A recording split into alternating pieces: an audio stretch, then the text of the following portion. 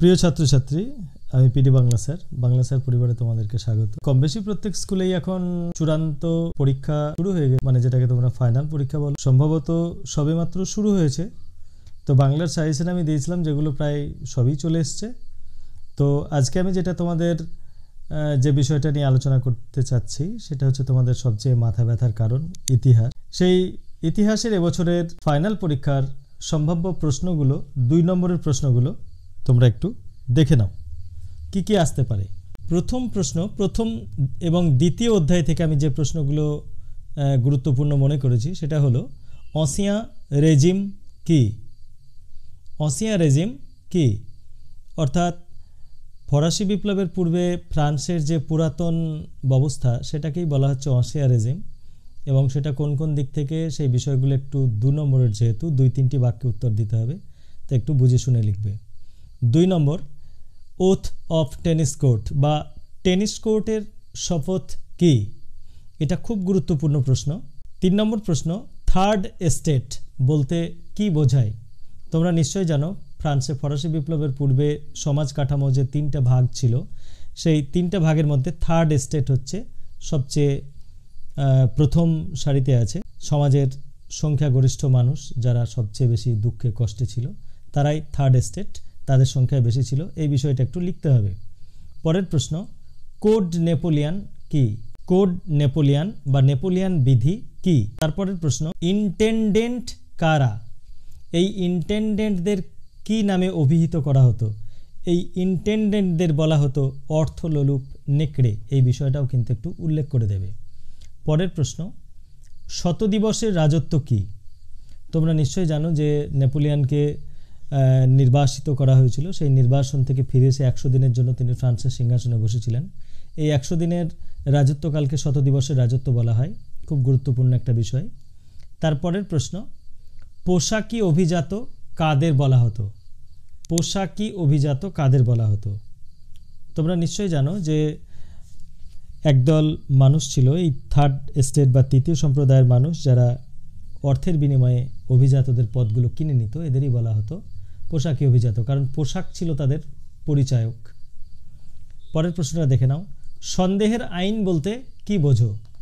সন্দেহের আইন বলতে কি বোঝো? পরের প্রশ্ন, স্পেনীয় ক্ষত কি? স্পেনীয় ক্ষত কি? নেপোলিয়ানের এটা একটা বিরাট বড় ভুল ছিল। এই ভুল তার পতনের জন্য অন্যতম একটা কারণ ছিল।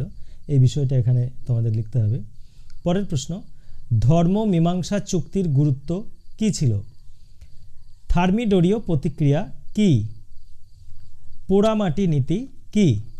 হ্যাঁ, তো প্রথম এবং দ্বিতীয় অধ্যায় থেকে এই কয়েকটা প্রশ্ন করলেই আশা করছি তোমরা এর মধ্যেই পেয়ে যাবে। এরপর আমি চলে যাচ্ছি তৃতীয়, চতুর্থ এবং পঞ্চম অধ্যায় থেকে। দেখে নাও, প্রথমেই যে প্রশ্নটা আমি দিয়েছি সেটা হচ্ছে ব্লাড অ্যান্ড আয়রন পলিসি, অর্থাৎ রক্ত ও লৌহ নীতি কি? পরের প্রশ্ন, নিপ NEP কি? What is NEP? NEP, NEP কথার পুরো অর্থ হলো নিউ ইকোনমিক পলিসি। পরের প্রশ্ন, এমস টেলিগ্রাম কি? তারপরের প্রশ্ন, সেরাজেভো হত্যাকাণ্ড কি? 5 নম্বর প্রশ্ন, রিসার্জিমেন্টো কি? 6 নম্বর প্রশ্ন, এপ্রিল থিসিস কি? 7 নম্বর প্রশ্ন, রক্তাক্ত রবিবার কি? 8 নম্বর প্রশ্ন, প্যারি কমিউন কি? 9 নম্বর প্রশ্ন, ত্রিশক্তি মৈত্রী চুক্তি কি? 10 নম্বর প্রশ্ন, জোলভের আইন কি? তারপরের প্রশ্ন, কার্লসবার্গ ডিক্রি কি? 12 নম্বর প্রশ্ন, লোকার্নো চুক্তি কবে কাদের মধ্যে স্বাক্ষরিত হয়? 13 নম্বর প্রশ্ন, হুভার মোরাটোরিয়াম কি? 14 নম্বর প্রশ্ন, আফ্রিকাকে অন্ধকারাচ্ছন্ন মহাদেশ বলা হয় কেন? 15 নম্বর প্রশ্ন, দ্বিতীয় ফরাসি প্রজাতন্ত্র কি? তো প্রিয় ছাত্রছাত্রী, এই ছিল তৃতীয়, চতুর্থ এবং পঞ্চম অধ্যায়, এই 3টা অধ্যায় থেকে 2 নম্বরের গুরুত্বপূর্ণ প্রশ্ন। আশা করছি তোমরা এর মধ্যেই কমন পেয়ে যাবে। এরপর আমি চলে যাচ্ছি ষষ্ঠ ও সপ্তম অধ্যায় থেকে। এখানে তোমরা করবে ইং ফরাসি তোষণ নীতি কি? 2 নম্বর, মিউনিক চুক্তি কি? 3 নম্বর প্রশ্ন, আশ্চর্যজনক নিষ্কৃতি কি? 4 নম্বর প্রশ্ন, ভিচি সরকার কি? 5 নম্বর প্রশ্ন, পার্ল হারবার ঘটনা কি? পার্ল হারবার ঘটনা কি? তারপরের প্রশ্ন, হিরোশিমা নাগাসাকি ঘটনা কি? পরের প্রশ্ন, রোম বার্লিন টোকিও জোট কি? 8 নম্বর প্রশ্ন, ক্যাশ অ্যান্ড ক্যারি কি? 9 নম্বর প্রশ্ন, ট্রুম্যান নীতি কি? What is Truman policy? 10 নম্বর প্রশ্ন, মার্শাল পরিকল্পনা কি?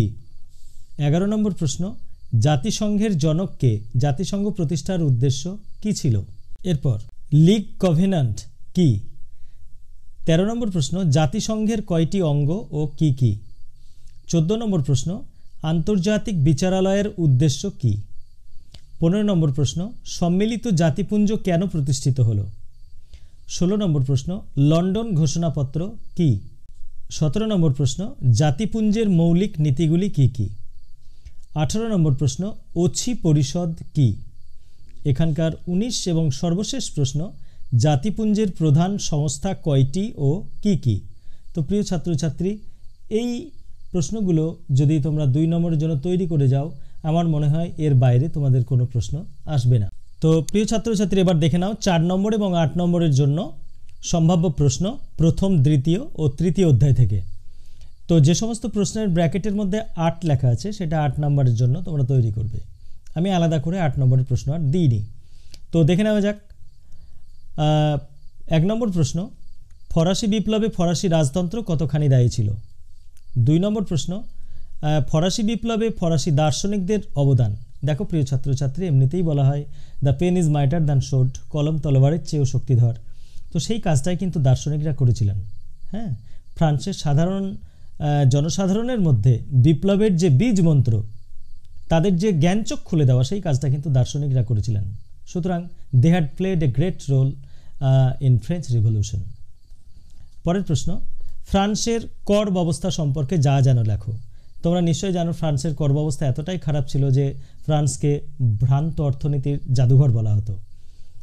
পরের প্রশ্ন, ফরাসি বিপ্লবের পূর্বে ফ্রান্সের সমাজ ব্যবস্থা কেমন ছিল? অর্থাৎ সমাজের যে ত্রিভুজ আকৃতির যে সমাজের গঠন বা কাঠামো ছিল, সেই বিষয়টা তোমরা লিখবে। পরের প্রশ্ন 5 নম্বর, নেপোলিয়ন কেন রাশিয়া আক্রমণ করেন? 6 নম্বর প্রশ্ন, কোড নেপোলিয়ন সম্পর্কে যা জানো লেখো।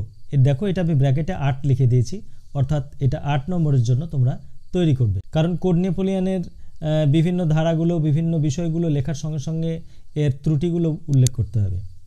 7 নম্বর প্রশ্নটা খুবই গুরুত্বপূর্ণ, 6 এবং 7, সেটা হলো মহাদেশীয় অবরোধ কি? মানে হোয়াট ইজ কন্টিনেন্টাল সিস্টেম। নেপোলিয়নের পতনে এই নীতি কতখানি দায়ী ছিল? এটা 8 নম্বরের জন্য তোমরা তৈরি করবে। 8 নম্বর প্রশ্নটা দেখে নাও, ভিয়েনা সম্মেলনে গৃহীত নীতিগুলি কি কি ছিল? যে কোনো একটি নীতি ব্যাখ্যা করো। আমি তোমাদের একটা কথাই বলবো যে এখানে তোমরা 3টে নীতি কিন্তু করবে, ঠিক আছে? ক্ষতিপূরণ নীতি, শক্তিসাম্য নীতি এবং আরেকটা যে নীতি ছিল ওদের রাজ্য ফিরে পাওয়ার যে নীতিটা, সেই 3টে নীতি কিন্তু তোমরা করবে। 9 নম্বর প্রশ্ন দেখে নাও, কাকে কেন মুক্তিদাতা জার বলা হয়? 10 নম্বর প্রশ্ন, ইতালির ঐক্য আন্দোলনে ম্যাথসিনির ভূমিকা। 11 নম্বর প্রশ্ন, জার্মানির ঐক্য আন্দোলনে বিসমার্কের অবদান। তো প্রিয় ছাত্রছাত্রী, এই ছিল তোমাদের প্রথম, দ্বিতীয়, তৃতীয় অধ্যায়ের গুরুত্বপূর্ণ প্রশ্ন। এরপর তোমরা দেখে নাও চতুর্থ, পঞ্চম, ষষ্ঠ অধ্যায় থেকে সম্ভাব্য 4 ও 8 নম্বরের প্রশ্ন। ইংল্যান্ডে শিল্প বিপ্লবের কারণ কি ছিল? 2, শিল্প বিপ্লবের ফলাফল আলোচনা করো। নাম্বার 3, সুয়েজ খাল খননের গুরুত্ব লেখো। নাম্বার 4, রুশ বিপ্লবের কারণ ও ফলাফল আলোচনা করো।